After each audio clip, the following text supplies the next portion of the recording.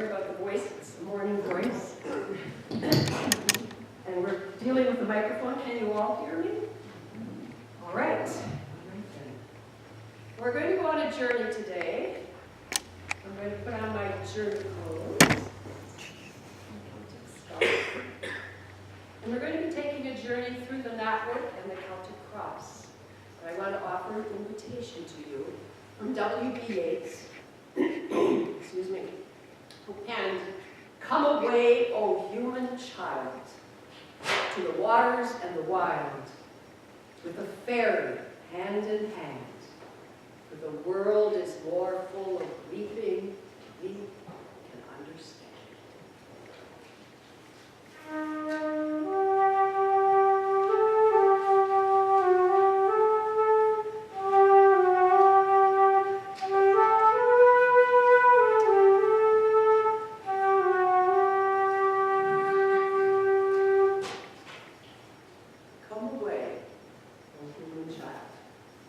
The fairy can be replaced with the idea of Celtic spirituality.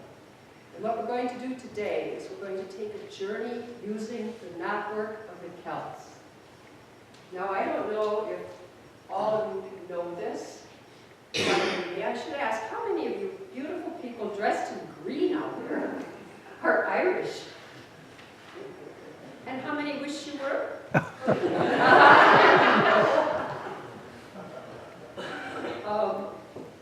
Actually, many of you are Irish and you don't know it because the Celts, which the Irish came from, traveled all thousands of years across Europe and intermarried and shared cultures with the people of Europe. They came from India, a place near India, between India and Turkey. So any countries in between there, and then of course the Vikings came to Ireland, so you've got Norwegians and all the rest. So you maybe more Irish than you know. But anyway, Celtic knotwork goes over and under and over and under. I'll draw your attention to the cross up here. At the bottom you'll see knotwork, at the top you'll see it through the cross as well. I'm going to pass this stone around because you can tactily feel how the knotwork goes over and under and over and under. It weaves together all that is. And this is the basis of Celtic spirituality. They were a deeply spiritual people, and they encoded their spirituality in the knotwork and in the cross. So which side would you like to start with? Give me the stone. Pass it on. So that's the Celtic knotwork. We're traveling that knotwork over and under. Everything is connected, and all is one. Now, if you're going to be traveling the knotwork, you're going to be traveling to Ireland. How many have been to Ireland? Oh, good. Then you may know this, and the rest of you wish you could do it, right? When you're in Ireland, things are different. Time is different. Travel is different. That's what the magic is. That's one of the reasons people go. Here in America, the best way to get to someplace is the most direct way between 2 points. And you want to get there as fast as you can, and you want to get everything done. In Ireland, excuse me, I'm afraid I'm doing that in the morning. In Ireland, it's about the ramble. It's about walking up to the crossroads, and which way you go depends on what foot your wages are. Which way the wind is blowing, whose sheep you see out on the road ahead, whose car, or who might be walking over this way. That's the ramble. And if you've ever been to Ireland, you've asked directions. Maybe a little man. Yeah, someone has no experience here. A little man standing on a street corner will very carefully give you the directions of how to get where you want to go. And you dutifully set off. And 2 hours later, you're back on the same little corner she knows. Talking to the same little man. How did that happen? You see, they know we're all in our heads. They're dropping to their hearts, and they love to play with us. Someone else has an experience too. So in order to start out, we need to start with a little cautionary tale about how to travel in Ireland. called The Train That Goes Tomorrow. Think about that. I started on a journey about a year ago to a little town named Morrow in the county Mayo. Now, I've never been much of a traveler, and I really didn't know that Morrow was the hardest place I ever tried to go. I went down to the station for my ticket and applied for tips regarding Morrow, not expecting to be guided. Says I, my friend, I'd like to go tomorrow and return no later than tomorrow, for I haven't time to burn. Says he to me, now let me see if I have heard you right. You'd like to go tomorrow and return tomorrow night. You should have gone tomorrow yesterday, now don't you see? For the train that goes tomorrow is a mile upon its way. If you had gone tomorrow yesterday, now don't you see? You could have gone tomorrow and returned today at 3. But the train today, tomorrow, if the schedule is right, today it goes tomorrow and returns tomorrow night. Really, it seems to me you're talking through your hat. There is a town named Morrow on the line, now tell me that. Oh, there is that he would take from me a quiet little tip. To go from here to Morrow is a 14-hour trip. The train today, tomorrow leaves today at 8:35. At 10:30 tomorrow is the time it will arrive. So if the train tomorrow is a 14-hour jump, can you get anywhere tomorrow and get back today, you chump? I was so disappointed, I was mad enough to swear. The train had gone tomorrow and it left me standing there. Man was right in telling me that I was a howling jay. I cannot go tomorrow, so I guess in town I'll stay.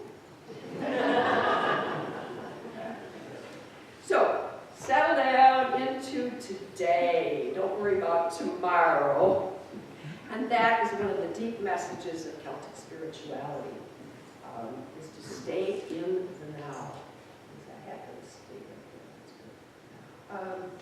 The next thing about Celtic spirituality is the cross.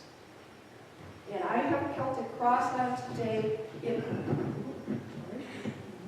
The Celtic cross predates Christianity by thousands of years. It's more like something out of the Native American culture. It's 4 arms. The one that's the longest, which you don't see up there, it's here. The long part is to get these crosses made of stone up high. And they're called high crosses. But they're equal armed cross with a circle around it. The equal arms stand for many things that come in 4s. The 4 seasons: winter, spring, summer, fall.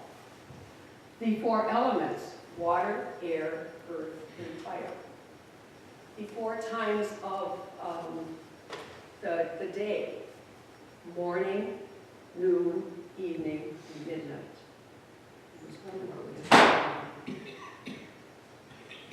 And the directions. I didn't say the directions. Did I say the directions? No. Okay. The north, south, east, and west. And I passed out those little cards to you that you can look at that, keep that for reference. There's also the Celtic goddesses. We've got a Celtic goddess in each different direction and an attribute. If you really want to go into it more, you can talk to me later on. But these 4 things, whether it's time or space, center us in the center of it all, because we stand at the very center of that cross. And that circle that goes around the outside represents the circle around us of grace or of truth or whatever it is you want to put around you. And we stand at the very center of that. It's also the circle of the sun, so it ties the human person to the greater reality of the earth. It's really a very deep symbolism. Centering yourself in the very center makes you a very important person. And there's a piece that was written by Patrick Kavanaugh. It's called Pegasus, and I'd like to share it with you. It's about holding on to your soul and not giving it away. My soul was an old horse, and I offered her for sale in 20 fairs. I offered her to the church. The buyers there were little men, and they feared her unusual airs. One said, "Aye, let her remain unbid in the wind and the rain, and the hunger of sin, and we will get her, with the winkers thrown in for nothing." And the men of state came to look at what I offered for sale, wondering if one horse body would fit the tail they kept for sentiment. A relic of his own soul said, "Hey, I will graze her in lieu of her labor." So I lent her for a week or more, and she came back, starved, overworked, in despair. I shaped her on the roadside grass and prepared her for yet another fear. I lowered my price. I put her where the broken-winded spavin stands. A crooked shopkeeper said, "Aye, she'd do a season on the land, perhaps, but not for high-paid work in town. She'd do a tinker, possibly." So where the tinkers gather, I went down with my horse, my soul. "Who will bid me half a crown?" I cried. But from their rowdy bargaining, not one turned. A soul is a poor woman's tragedy. Make some offer now, I cried. But no one would. I said, "Soul, I have hawked you through the world of church and state and meanest trade, and tonight, halter off. Never again will it go on. On the south side of ditches there is grazing in the sun." And the minute I said these words, she grew wings on her back. And now I can ride her into every land my imagination ever. Haul back your spirit. Bring it back into your center. Bring it back into the center of that cross, which has the whole earth and the whole cosmos and all spirituality around it to cradle in its center. That's one of the messages of the Celtic spirit. Those of you who've been to Ireland, have you been to Newgrange? Newgrange, anyone? Okay, well then I get to tell you all about it. Excuse me. Newgrange was an ancient, actually pre-Celtic site. It's built, it predates the pyramids.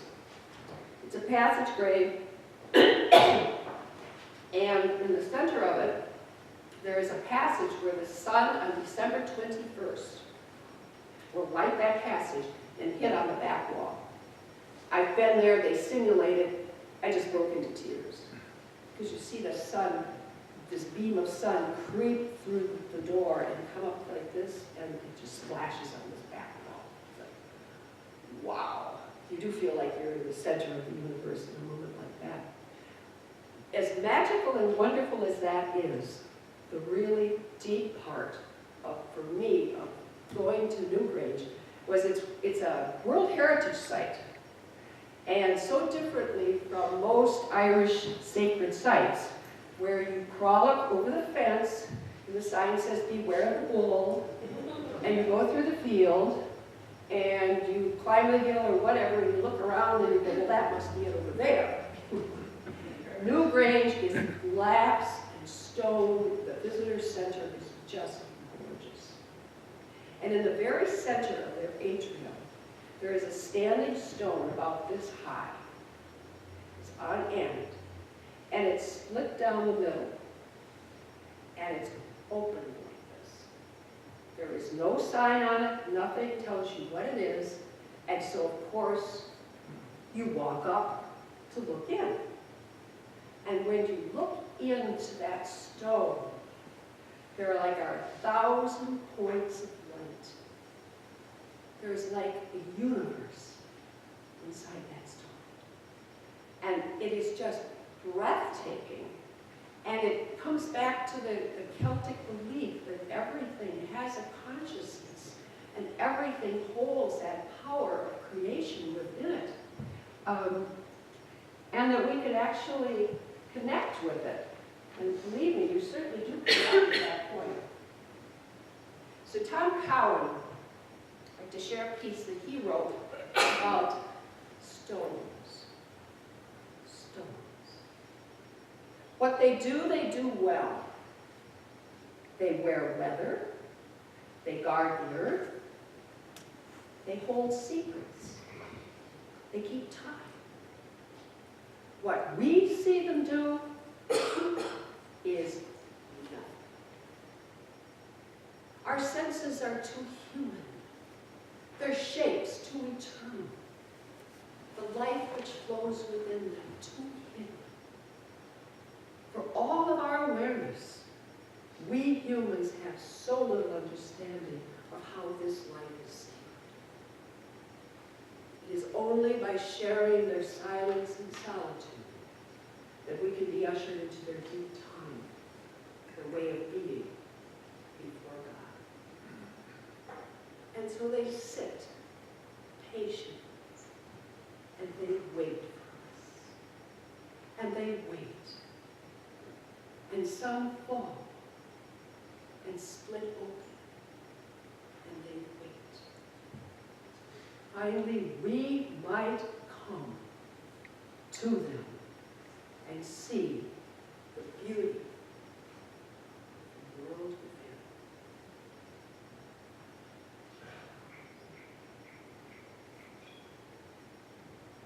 Everything has a consciousness.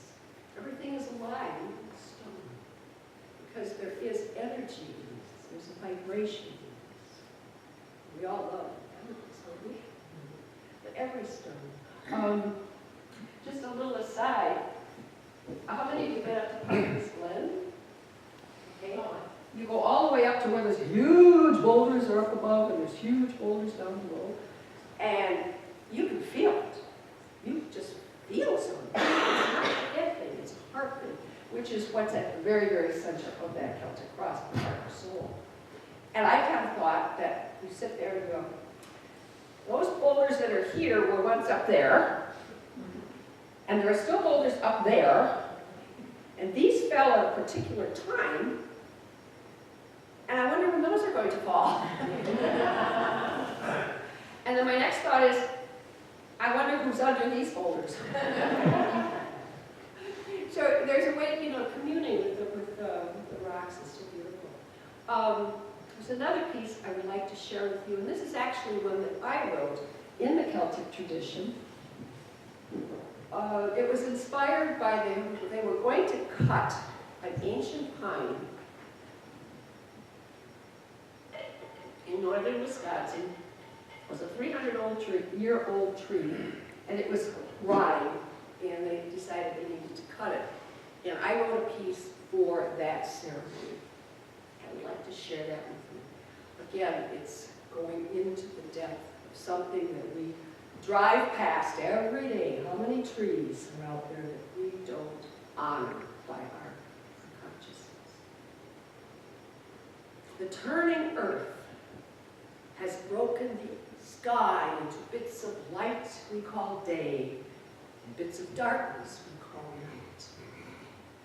100,000 times, and bits of light you have witnessed. 4,000 times the moon has cycled, birthed itself, grown full, faded, and birthed itself again. And you have stood at the center of it all. Breathing through your nights, growing through your days, storing secrets in your form for 300 years, rooted here in this your appointed spot. We who are the movers stand still upon this earth that you have claimed, amazed at the peace and plenty which you have found in the soil of this place.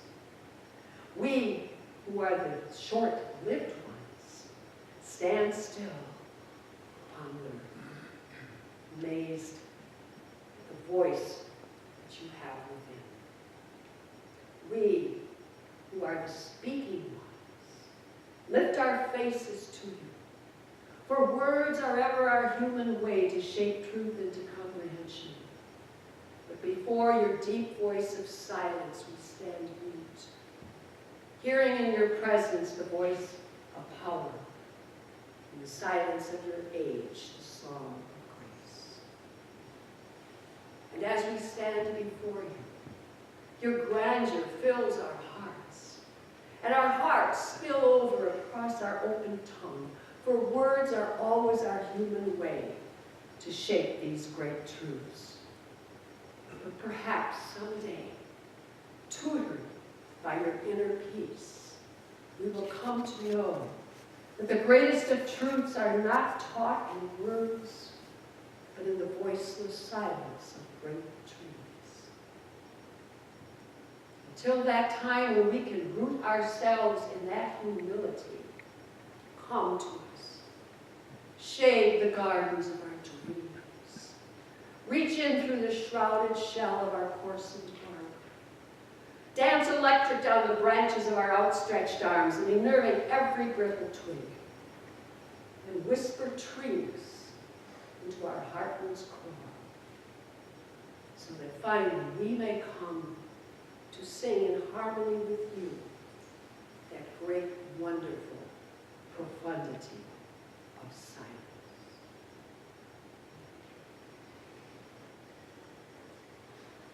So, you need a little Irish joke? How about an Irish joke on the Catholics? This is a Catholic Irish joke, which is not surprising because I don't think this was the Catholic.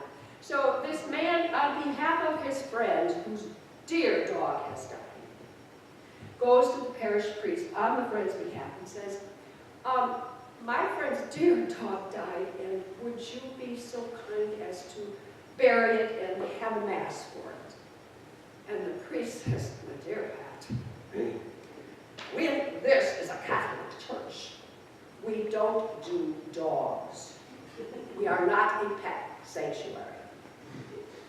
And Pat says, oh, that's so terribly bad. I was hoping you could do something for my friend. Priest said, but I have an idea for you. Go down the street to the Plymouth UCC church. They are more open about things like that. Perhaps they would be able to accommodate you. Oh, Father, that's an excellent idea. And can I just ask your advice? Do you think the Pastor Joy would be willing to take, say, $1,000 to do it? And the priest says, Pat, why didn't you tell me the dog was Catholic?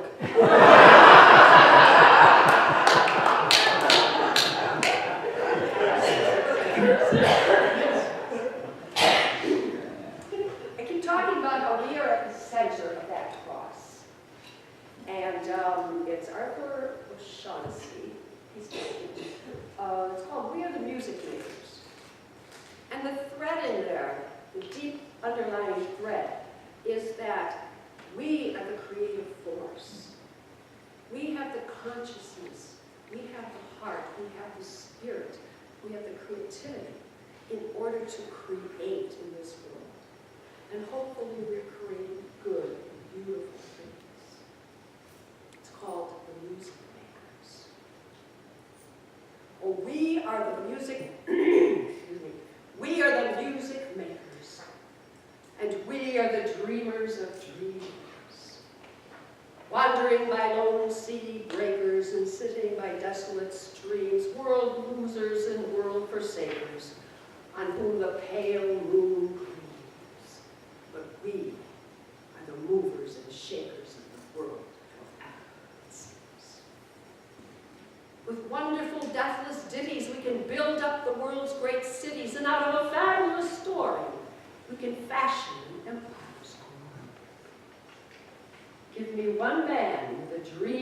pleasure, and he will go forth and conquer a crown. But give me 3 with the new song's measure. We'll trample his empire down. We in the ages lying the very past of the earth built Nineveh with our sighing, and Babel itself with our mirth. And we overthrew them with prophesying to the old of the new world's worth. For each of us holds dreams that are dying, and new ones are coming to birth. Don't, well, should on yourself, or don't diss on yourself. I can't do that. Yes, you can, because you have that divine spark with you, and the Celts believe that. And that, again, is one of those magic things about going to Ireland. People are just accepting of those sort of things. Not to say it's perfect, but they live in 2 very different worlds. Something that you can still hear in Ireland is you knock on the door, and if the person's older on the other side of the door, before they open the door, they'll say, "Are you from this world or the next?" Because it's all kind of flows together into one thing. And another thing, they say an Irishman is the only person in the world who believes in everything he can't see and nothing that he can. And I've heard this said too, when asked, "Oh, I don't believe in the fairies, but mind you, they're there." That's like a kind of thing. How do let's open it up to 25 pages. Are we doing okay? I don't have to like quit right now. You want to do that American thing? I'd like to share a longer piece with you. Needs a couple caveats in the beginning, and I share it because it has such good symbolism and example of the Celtic beliefs.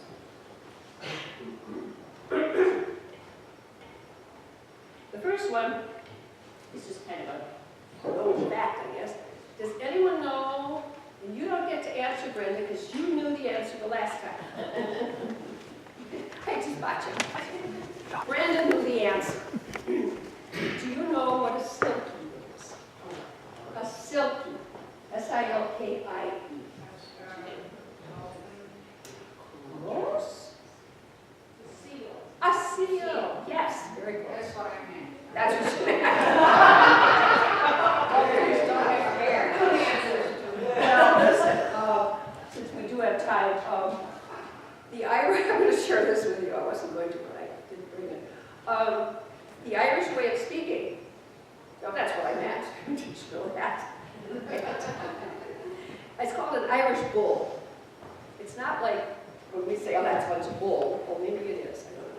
I don't know. It's maybe more like a papal bull. You know, somehow a bull means a big important statement. I think that's what it is. A big important statement. Well, we all know what Blarney is, right? Kiss the Blarney Stone.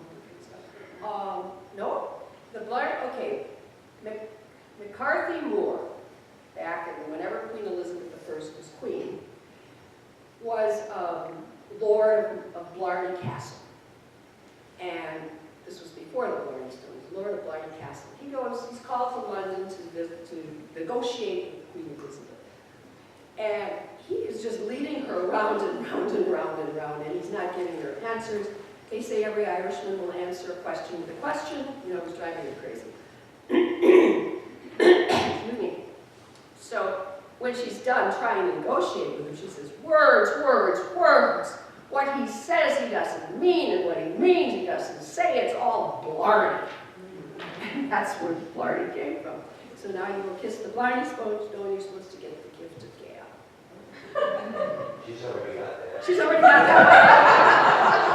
You did it in a former lifetime. You don't have to do it again. So it's like the German bologna. You know what bologna is? Now that's much bologna. Except Blarney cuts thinner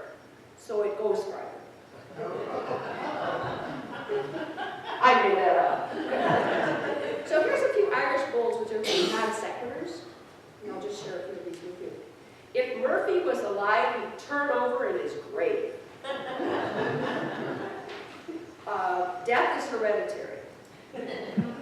You know, they say these days, I think it comes to the translation of the Gaelic to the English, and the mind is still, even though Gaelic is still not spoken widely, it's still in the consciousness. Wood doesn't grow on trees, you know. Closed for official opening. The first 3 minutes of life can be pretty dangerous. The last 3 minutes can be pretty dodgy, too. Terrier for sale. 2 years old, gentle, house-trained, will eat anything, very fond of children. And let's see, the clairvoyance meeting for Tuesday night has been canceled due to unforeseen circumstances. So there you have it. This longer piece, getting back to the silky, it is said that the seal, the silky, can change shape. And this is another Celtic belief that since we all share the same consciousness, since we all are part of the one, of the network, if you know how to do it, you can change your shape. You can become, well, like in the story of Taliesin, he becomes a bird and a fish and all these sort of things while Kerwin is chasing him. It's just assumed. It's not a big deal. So a silky is a seal living in the ocean. The silky can shed its skin and become human and live on the land. But the important thing that you need to know here is that once the silky is touched by the water of the sea, if she's always a woman, if she somehow is a human and touched by the water of the sea, she will return to her seal form and never again be human. That's very important to know for the story. And the other thing is, listen through the story as Kagan talks to the sail and the wind, and they talk back to him. This goes into the same consciousness. They're all conscious. There's a way that you can do this if you know how. So I would like to share, this is by Gordon Bach, who's actually, I believe he's American, living in, you're nodding, do you know Gordon Bach? Yeah. No, I thought he was Canadian. He might be. It's like Eastern Seacoast